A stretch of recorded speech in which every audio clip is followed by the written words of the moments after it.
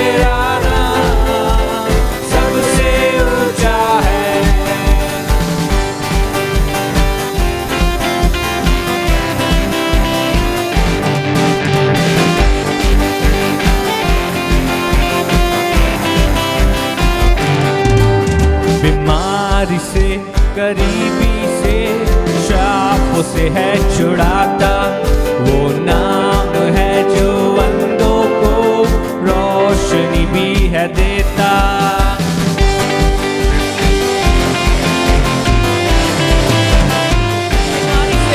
बीमारी से गरीबी से शापों से है छुड़ाता, वो नाम है जो अंधों को रोशनी भी है देता।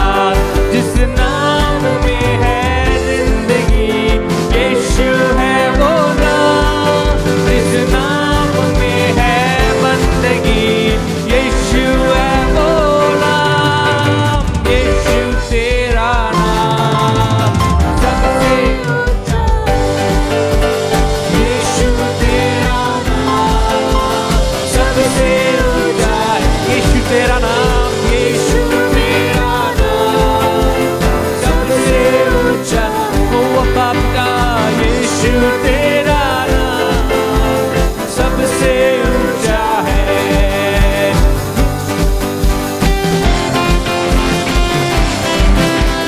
बजाते हुए आराधना के प्रभु को,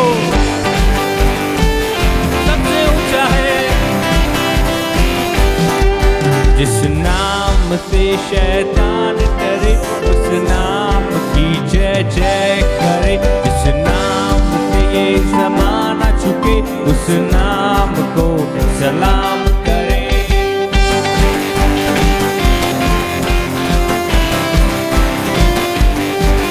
जिस नाम से शैतान करे, उस नाम की जय जय करे। जिस नाम से ये ज़माना झुके, जिस नाम को सलाम करे। जिस नाम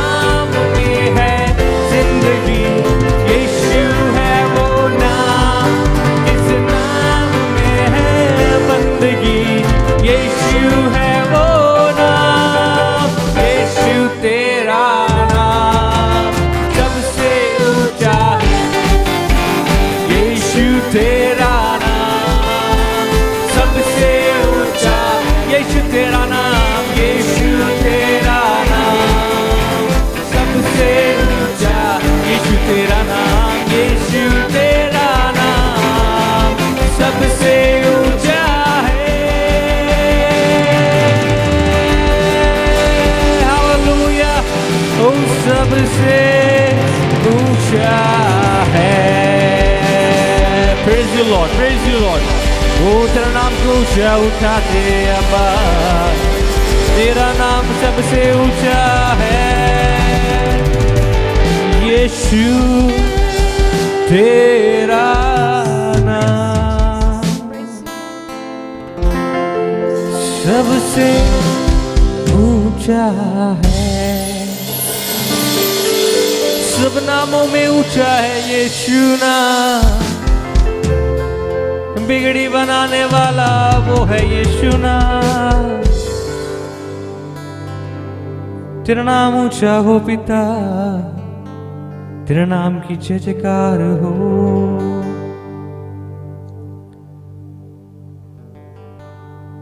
वो नाम जो सबसे ऊंचा है, उस नाम को हमने महिमा चढ़ाई है प्रियो, और उसकी पवित्र सामर्थ्य उपस्थिति हमारे मध्य में है। आइए प्रियो, इस समय में उसके जीवित कलाम को सुने जो आज प्रभु ने हमारे लिए रखा है।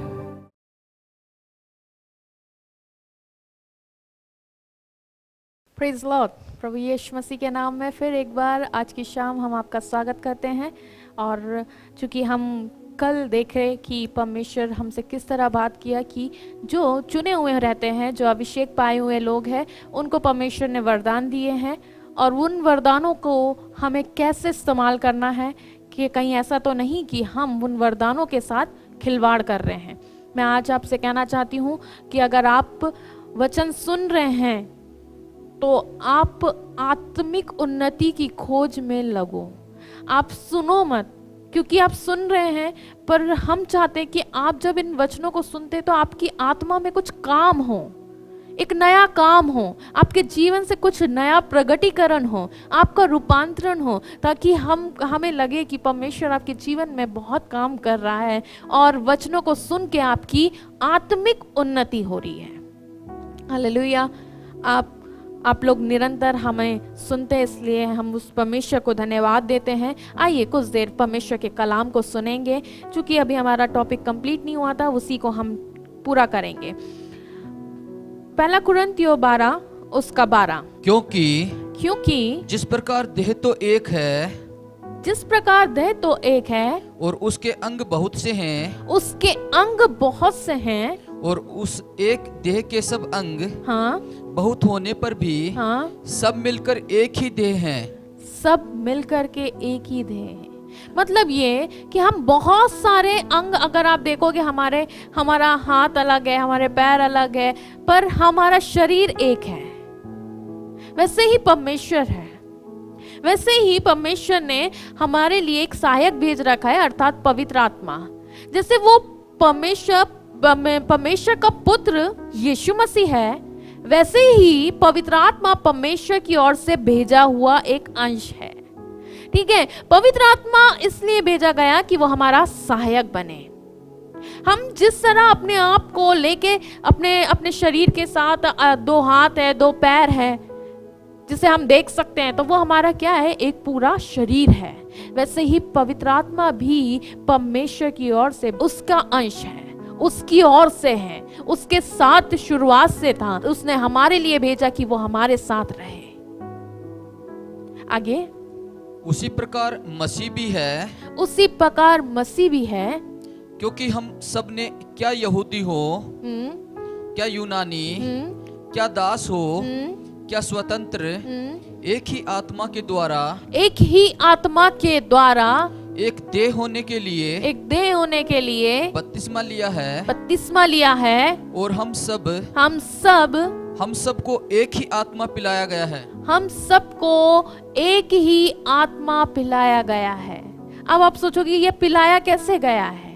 पिलाया गया का मतलब ये है कि हम सब जो पवित्र आत्मा पाए हुए लोग हैं, जो ललाहित है कि हमें भी पवित्र आत्मा मिलना चाहिए, उनको पवित्र आत्मा तब मिलेगा जब आप उसके करीब जाओगे, जब आप उसके करीब पहुंचोगे, जब आप उसकी दृष्टि में बन जाओगे। उस दिन आपके ऊपर भारी सामर्थ के साथ अभिषेक आएगा और आपको परमेश्वर स्वर्गीय सामर्थ से भर देगा और आप अभिषेक पाओगे और आपको दान वरदान मिलेंगे। और जो दान वरदान पाए हुए लोग हैं उनके लिए ये कि हम एक ही आत्मा में आत्मा पिलाए गए हैं, मतलब हम पवित्र आत्मा में, हमको पवित्र आत्मा दिया गया है, परमेश्वर ने हमें पवित्र आत्मा दिया है, तो हमें बहुत संभल कर चलना है। अब कई लोग सोचते ये है क्या, पर आप भाग्यशाली है कि आपको मिला है। कई पुराने विश्वासी है, उनको आज तक पवित्र आत्मा का स्वाद नहीं पता, परंतु आप भाग्यशाली है कि आप पवित्र आत्मा पाए हुए हैं। कई सारे विश्वासी ऐसे हैं जो आज भी कहते हैं कि हम इस स्वाद को चखना चाहते हैं, पर वो जब उसके पीछे चलते हैं तो कहीं ना कहीं वो गिर जाते हैं, फिर उससे दूर हो जाते हैं। परमेश्वर आपको देना चाहता है, पर आपको उसके तो भेजा हुआ है पवित्र आत्मा, जो आप पाना चाहते हो उसके लिए ललाहित रहो, उसको पाने के लिए आगे बढ़ो, उसको पाने के लिए परमेश्वर के साथ मेल जोल करो, उसके साथ एकजुट हो जाओ। अगर आप पवित्र आत्मा पाए हुए भी है तो आपके लिए भी है कि अपने दान वरदान की उन्नति के लिए उसके साथ मेल मिलाप करो। आप जब आपके घर में कोई फंक्शन होता है तो आप सबको बुलाते हैं। क्यों बुलाते हैं? क्योंकि आप चाहते हो कि हम सबसे मिलकर के रहें। यही है ना कि हम सबसे मिलके रहें, हम सबसे प्रेम करें। वैसे ही हमारे लिए पिता है, वो कहता मुझसे मेल मिलाप कर, मेल मिलाप करना चाहता है वो। हम सबको इनविटेशन देते पर पिता को क्यों नहीं देते?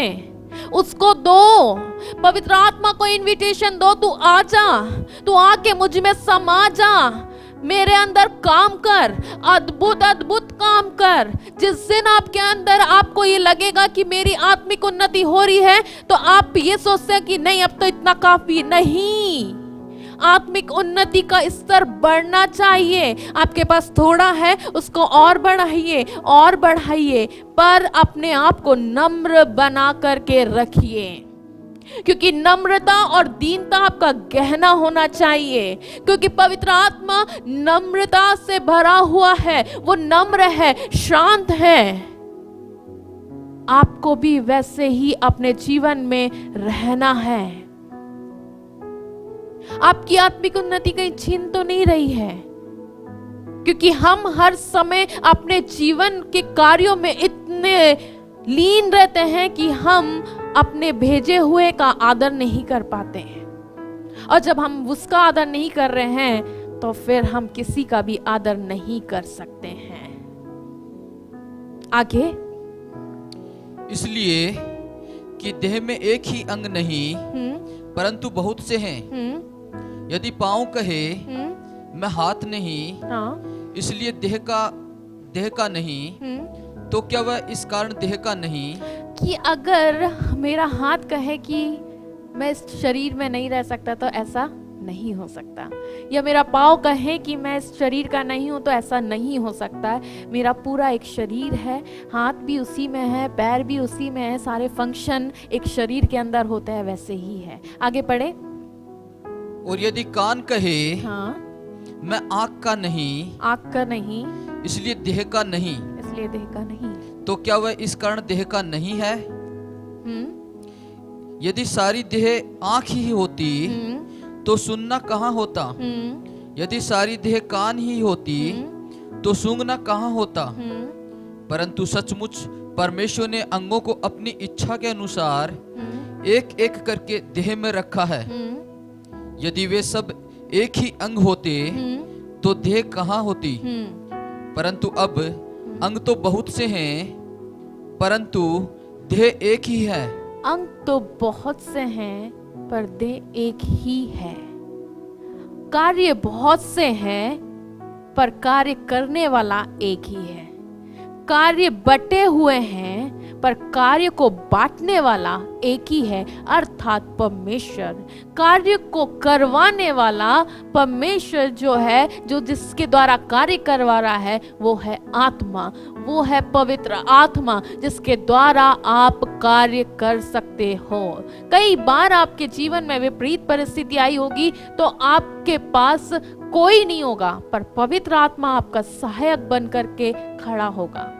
पर हमारी यही एक प्रॉब्लम है, हम सब चीज भूल जाते हैं।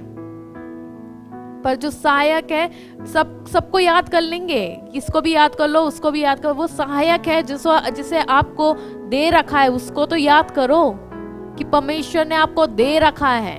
वो एक ही है जो एक है पर अनेक कार्यों को कर रहा है। वो एक है, वो आपके जीवन में अनेक कार्यों को प्रतिदिन करता है। वो एक है जिसके वजह से आज आप जीवन को जी रहे हो, जिसकी वजह से आप अपने कार्य क्षेत्र में कार्यों को कर रहे हो, उन्नति कर रहे हो। उस एक को हमेशा बनाए रखो, अर्थात पवित्र आत्मा को अपने जीवन में बनाए रखो। उसकी आग को बुझने मत दो। आप जिस भी कार्य क्षेत्र में जाओ, उस जगह आपके जीवन से अभिषेक बहे। कई सारे लोग आत्मा में उठते और बैठते थे, पर उनका आत्मिक उन्नति ऐसी बुझ गई, वो आग ऐसी बुझी कि अब वो ठनठनाता हुआ पीतल और झनझनाती हुई झांझ हो गया है। क्यों? क्योंकि जब आपको अभिषेक मिला था, तब आपने उसके साथ कई बार खिलवाड़ करे। आपको वरदान मिले, उसके साथ खिलवाड़ करे। बंद करो, खिलवाड़ करना बंद करो। वो कोई मजाक की चीज नहीं है। पवित्र आत्मा कोई मजाक की चीज नहीं है। अगर वो शोकित हो गया, आपको छोड़ के चले जाएगा। और अगर वो चला गया तो परमेश्वर आपको देख रहा है, उसको तकलीफ मत दो। आप मनुष्य को कई बार तकलीफ देते हो, कई बार मनुष्य को तकलीफ देता है, पर आप ये भूल जाते हो कि आपको जो मिला है उससे भी आप तकलीफ दे रहे हो। उसको तकलीफ देना बंद करो, क्योंकि आप जो हो आज परमेश्वर की आशीष आपके ऊपर है, इसलिए क्योंकि आप जानते हो परमेश्वर को, इसलिए आप आशीषित हो। इसलिए अपने आप को परमेश्वर से अलग मत करो, उसके करीब ले आओ, क्योंकि वो कुछ नया करना चाहता है, कुछ नया देना चाहता है। उसको लेने के लिए तैयार रहो। पाखंडपन खत्म करो अपने जीवन से। वो जो पाखंडीपन है ना, कि आज हमारे साथ खड़े हो गए हो तो हमारी तरह बोलने लगोगे, हमारे साथ वचन की बातें करने लगोगे, हमारे साथ आत्मिक उन्नति की बातें करने लगोगे, और वहीं दूसरी जगह पे जब संसार के लोगों के साथ खड़े होगे तो संसार की सारी घटिया बातों को आप अपने मुंह से निकालने शुरू कर दोगे। बंद करो पाखंडपन। आप अभिषेक लोग हो, आप अभिषेक पाए हुए लोग हो। आपके अंदर अभिषेक काम करता है, वो रहता है, उसको शोकित मत करो, क्योंकि आप चुने हुए संतान हो। आपको परमेश्वर ने गोद लिया है, पैसों से नहीं, खुद के बेटे के लहू से। उसने आपको इसलिए चुना है कि आप उसकी महिमा का, जो महिमा बाकी है, कार्य बाकी है, उसको पूरा कर सको। आपको अभिषेक इसलिए नहीं मिला कि आपको जो दान वरदान मिले हैं कि आप उन दान वरदानों के साथ खिलवाड़ करो। कई सारे लोगों का अभिषेक इसलिए खत्म हो गया क्योंकि उन्होंने दान वरदानों के साथ खिलवाड़ किया। परख की आत्मा को समझो, कि परख की आत्मा को मांगो। प्रभु परख की आत्मा दे कि ये व्यक्ति कैसा है। प्रभु परख की आत्मा दे कि इस व्यक्ति के अंदर शैतान काम कर रहा है या नहीं। कई बार परख की आत्मा को हम मांगते नहीं, और इसलिए हम अपने जीवन में जो आपके जीवन में जो उन्नति होनी है वो रुक गई है। आपका जीवन बेडोल हो गया है। आज शाम मैं आपसे कहना चाहती हूं कि आपको जो दान वरदान मिले थे वो कहां खो दिए हैं। उसे ढूंढो, उसे ढूंढो। आप जानते हैं, जब मैं यहाँ से आपके लिए मैं यहाँ से वचन दे रही हूँ, मेरी आत्मा कई सारी चीजों के लिए, कई सारी चीजों को बता रही है कि कई सारे घर है जिसमें मलिनता पाई जा रही है। कई सारे अभिषेक पाए हुए विश्वासी जीवन जी रहे हैं, पर आपकी आत्मा बुझ गई है क्योंकि आप संसार में लिप्त हो गए हैं। कई सारे लोगों को आत्मिक उन्नति के स्तर में बढ़ना था, पर आपने अभिषेक के दिए हुए वरदानों के साथ खिलवाड़ करे हैं। बंद करो खिलवाड़ करना, बंद करो उन दान और वरदानों के साथ खिलवाड़ करना, क्योंकि आपके घर में परमेश्वर की उपस्थिति रहती थी। आपने अपने आप को इतना नीचा कर लिया, अपने आप को इतना मतलब पाप में डुबा दिया, अपने आप को इतना संसार में डुबा दिया कि उसका जो स्तर था वो खत्म हो गया। क्यों आपने परमेश्वर की सामर्थ के साथ खिलवाड़ करा? आज शाम आपके घर में परमेश्वर की, आप बोलते हो हमारे घर में परिस्थितियां बिगड़ गई पास्टर, हम प्रार्थना तो कर रहे हैं, पर वो क्या हुआ उस अभिषेक का जो आपको मिला था, जिसको आपने बुझा दिया। आप अपने जीवन में झूठी भविष्यवाणियों को मत करो, परखो कि क्या है वो चीज। आप झूठी भविष्यवाणियां करते हैं, आपको यही नहीं मालूम कि दुष्ट आत्मा क्या है और अभिषेक क्या है। दुष्ट आत्मा को बोलते हैं ये अभिषेक है। अरे ये कैसा अभिषेक है? अभिषेक का मतलब होता है सामर्थ के साथ आता है और सब कुछ बदल देता है। दुष्ट आत्मा एक शरीर में घुस के उसको मिटाने में लगी रहती है, उसके परिवार को मिटाने में लगी रहती है। परखो ये दोनों चीजों को। पर आपकी परख की आत्मा कहां चली गई? क्यों अपनी आंखों को आपने बंद कर लिया? क्यों आपके जीवन से अभिषेक छिन गया? क्यों आपका दान वरदान आज जीवन में काम नहीं आ रहा, लोगों के सामने काम नहीं आ रहा? आपकी प्रार्थना से सामर्थ निकलती थी, वो प्रार्थना की सामर्थ कहां चले गई? आज शाम आज परखिए आप कि आपका स्तर कहां खत्म हो गया। और अगर आपका स्तर नहीं, आपको लगता है कि नहीं अभी भी मेरे अंदर कुछ थोड़ी सी आग है, तो बोलिए प्रभु आज शाम कुछ ऐसा कर, कुछ आज शाम वचन के द्वारा मेरे जीवन को बना कि मैं उस आग को फिर से और ऊंचाइयों तक लेके जा सकूं। उस आग को ऐसी लगा कि मैं ऐसा ज्वालामुखी बनूं कि तेरे नाम की महिमा हो सके, तेरे सामर्थ के कामों का प्रगटीकरण हो सके। अगर आप कहते हैं कि नहीं अभी भी मेरे अंदर थोड़ी बहुत आग बाकी है, तो परमेश्वर उस आग को और आपके जीवन में बढ़ाना चाहता है। उसको ले लो, उसको ले लो, झट से ले लो, कहीं ऐसा ना हो कि वो चले जाए। झट से ले लो ताकि आपकी आत्मिक उन्नति और होने बन जाए। आमीन। आगे पढ़े। आंख हाथ से नहीं कह सकता मुझे तेरी आवश्यकता नहीं। शरीर का कोई भी अंग एक दूसरे से नहीं कह सकता कि आवश्यकता नहीं है। और ना सिर पांव से कह सकता मुझे तुम्हारी आवश्यकता नहीं। परंतु देह के वे अंग जो दूसरों से निर्बल लगते हैं बहुत ही आवश्यक हैं। बहुत ही आवश्यक है। आप सोचते हैं कि हमने सिर्फ परमेश्वर को जान लिया इतना काफी है, हम नए सिरे से जन्म ले लिए उतना काफी है? ऐसा नहीं होता। जो पवित्र आत्मा को नहीं पाया है वो ये जान ले कि पवित्र आत्मा भी एक महत्वपूर्ण हिस्सा है।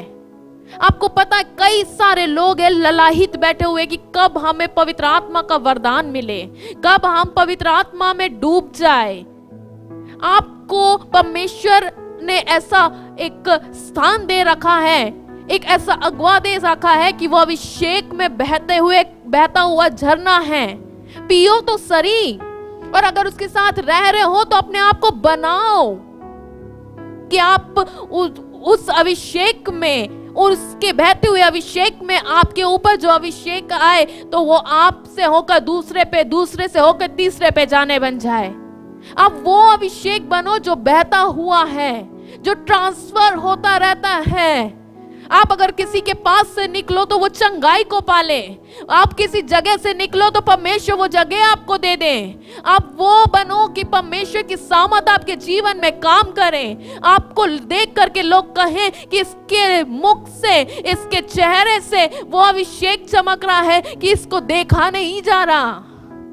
मांगो, जो खो दिया है उसको परखो कि पहले आप कहां थे, आप कितनी उन्नति कर रहे थे और आज कहां हो। आज की शाम में आपसे कहना चाहती हूं कि अपने आप को परखो कि आप कहां हो। अपने आप को परखो कि आप कहां हो। आमेन। एक और आयत पढ़ेंगे, 2 कुरिन्थियों 12:14। देखो, हाँ, मैं तीसरी बार तुम्हारे पास आने को तैयार हूँ। फिर वो कह रहा है, देखो मैं तीसरी बार आने के लिए तैयार हूँ और मैं तुम पर कोई भार न रखूंगा। कोई भार नहीं रखेगा, क्योंकि मैं तुम्हारी संपत्ति नहीं, वो आपसे 1 रुपया भी नहीं लेना चाहता, वरन तुम ही को चाहता हूँ। सिर्फ वो आपको चाहता है। आपसे वो कुछ नहीं चाह रहा है। आप संसार में रह करके सारी चीजें कर रहे हो, सारी चीजें, घर ले रहे हो, आपके काम हो रहे हैं, आप कमा रहे हो, आप जीवन जी रहे हो, आप अपना समय भी नहीं दे रहे हो, आप अपना समय भी नहीं दे रहे हो। फिर भी वो कह रहा है मैं तीसरी बार आता हूँ और मैं तुझसे कुछ नहीं चाहता हूं, तेरी संपत्ति का इतना भी नहीं चाहता हूं। मैं चाहता हूं कि तू मुझे अपने आप के लिए दे दे। क्या आप तैयार हो आज की शाम अपने आप को परमेश्वर को देने के लिए?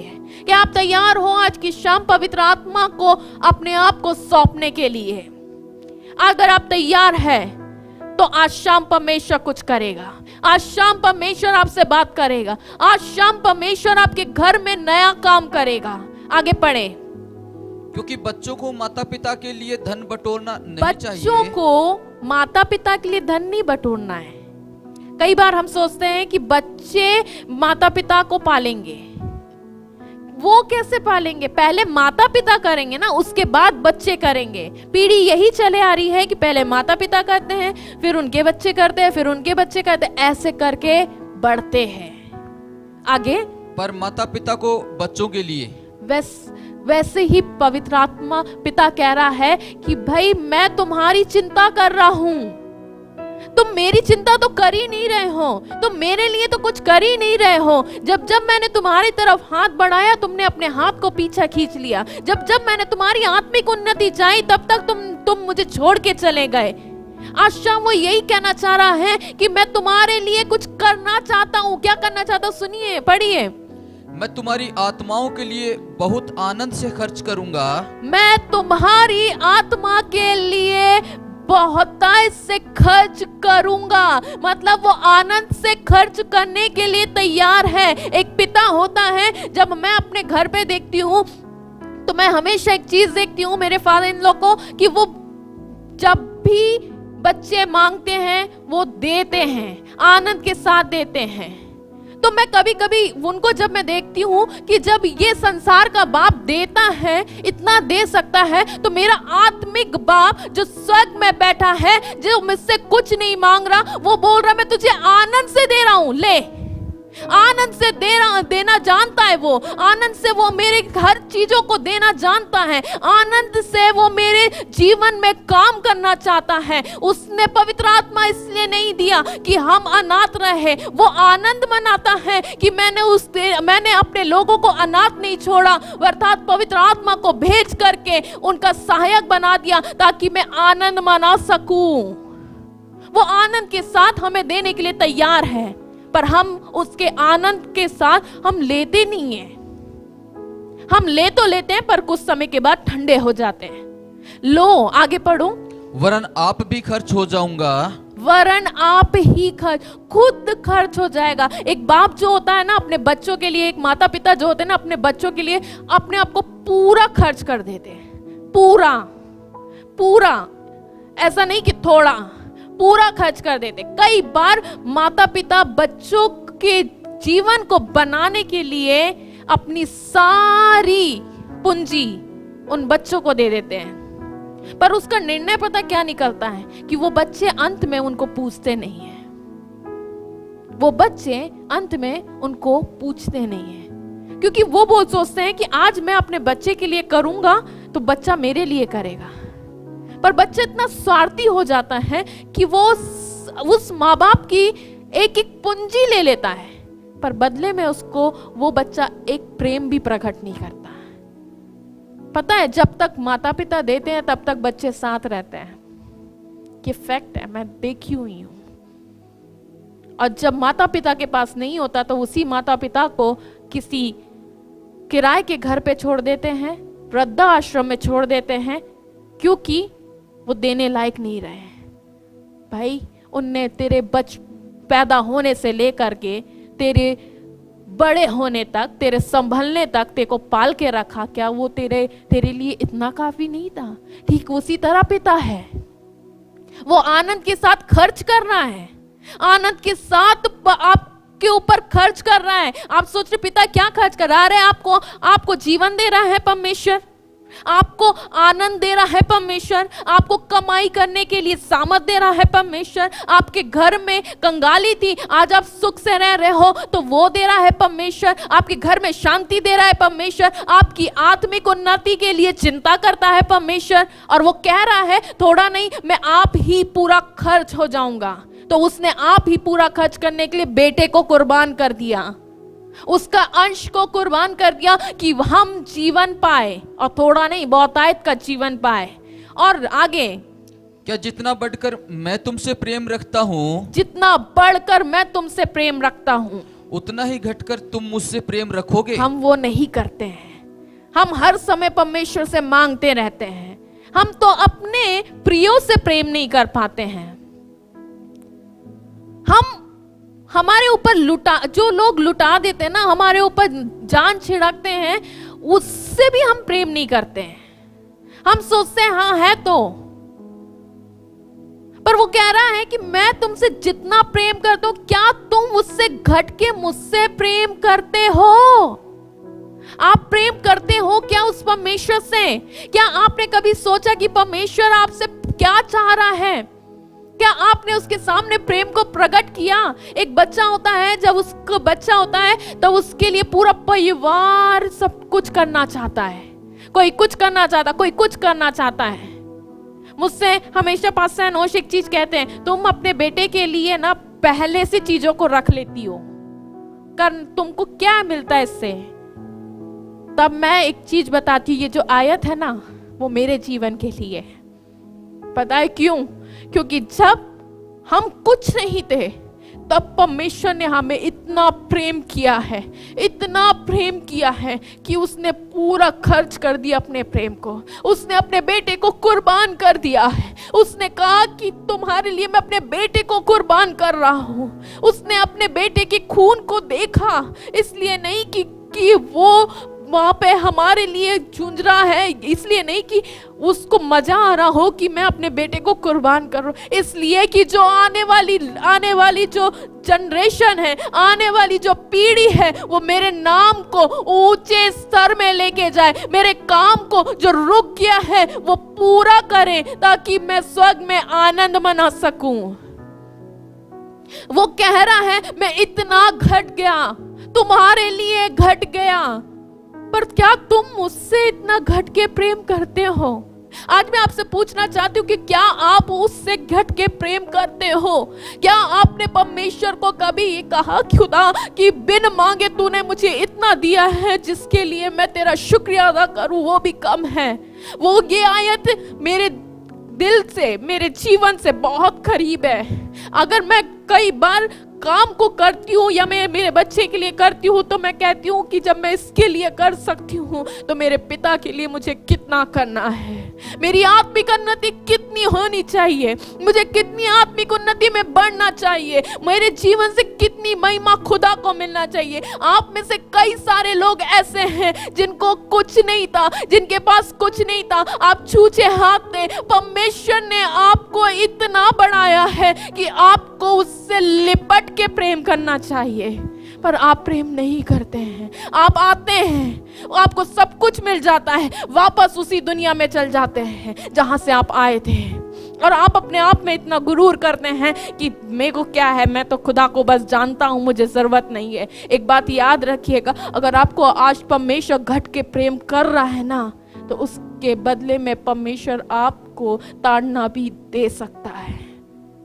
उससे प्रेम करो, उससे प्रेम करो, उसके बेचने वाले का आदर करो, उसका सम्मान करो, आपके जीवन में नया काम करे खुदा। ऐसी मेरी दुआ है। यह आयत बार बार एक चीज कहती है, उससे प्रेम करो। एक बार और पढ़ दीजिए। मैं तुम्हारी आत्माओं के लिए बहुत आनंद से खर्च करूंगा। आपकी आनंद के लिए वो बहुत, आपकी आत्मा के लिए ना बहुत आनंद मनाता है। वो जो बचे हुए हैं, जो चुने हुए हैं, जिनको परमेश्वर ने छुड़ाया है, जिनको परमेश्वर ने चुन के लाया है, उसके लिए वो आनंद मनाता है। पर क्या आप अपने परमेश्वर के लिए आनंद मनाते हैं? क्या आप परमेश्वर की आशीष को लेने के बाद परमेश्वर को कहते हो, प्रभु आज तूने मुझे ये दिया, मैं अपने जीवन से दुगना दूंगा?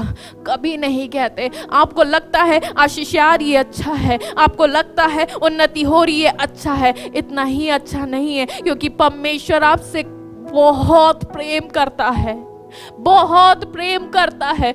वो आनंद से अपने आप को खर्च कर रहा है, आए दिन आपके, हर दिन रोज आपके जीवन में खर्च कर रहा है।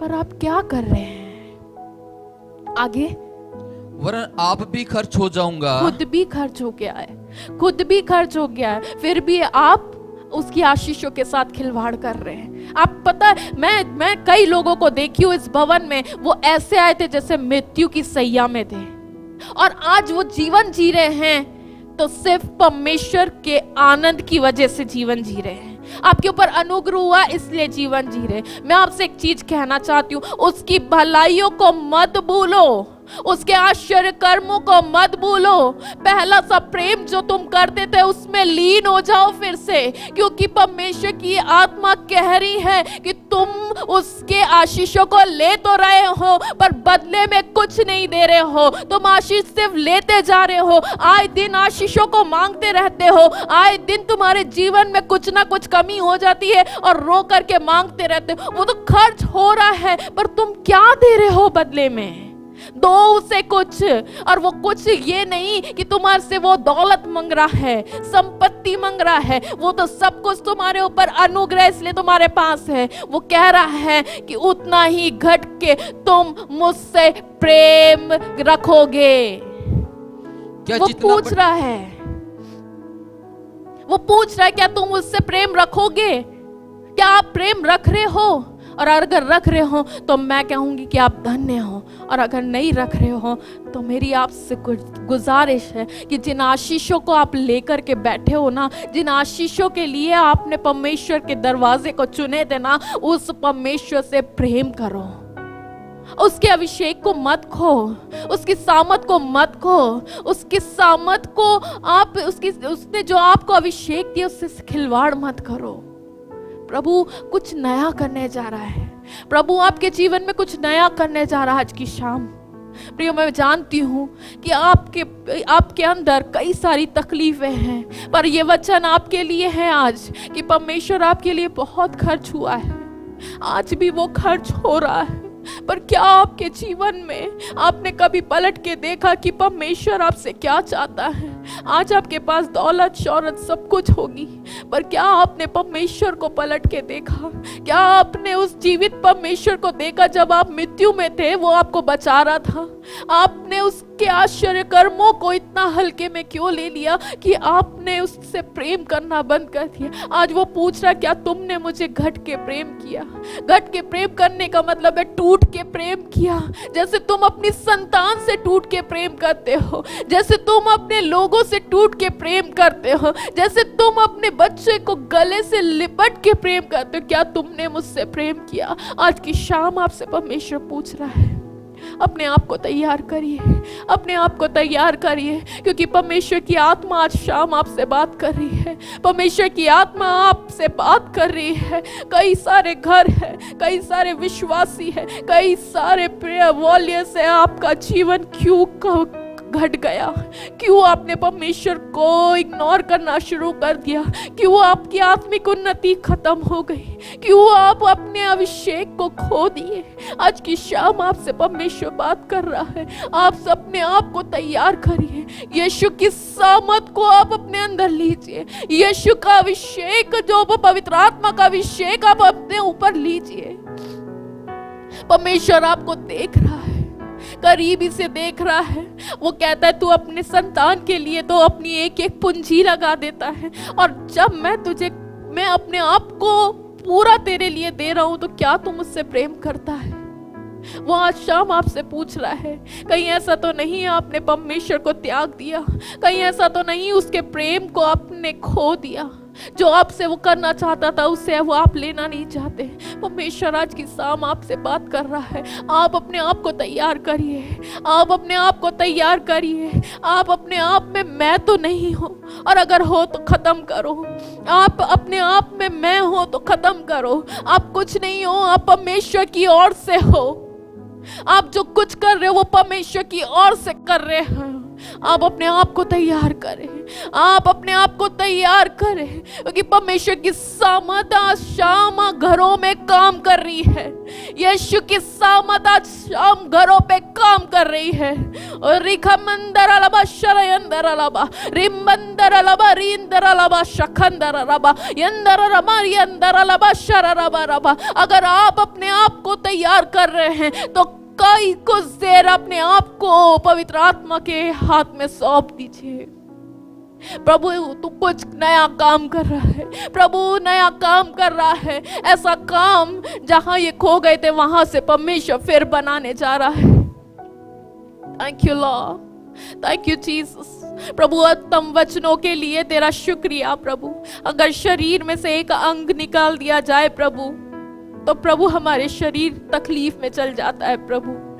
शरीर अंग के बिना अधूरा है प्रभु, और सारे अंग एक ही शरीर के हिस्से है खुदा। हम भी तेरी संतान है और हम भी तेरे हिस्से है खुदा बाप। तूने हमसे टूट के प्यार किया है खुदा, अपने आप को खर्च कर दिया प्रभु, और इसका प्रमाण है कि तूने अपने बेटे को कुर्बान कर दिया खुदा। हम मनुष्य अपने बेटे को कुर्बान नहीं कर पाते क्योंकि हमारे अंदर प्रेम जाग जाता है, पर तूने अपने मन को कठोर करके अपने बेटे को कुर्बान कर दिया खुदा। प्रभु मैं तुझसे यही प्रार्थना करती हूँ प्रभु, एक एक घरों में प्रभु आज की शाम कुछ अद्भुत काम हो जाए प्रभु।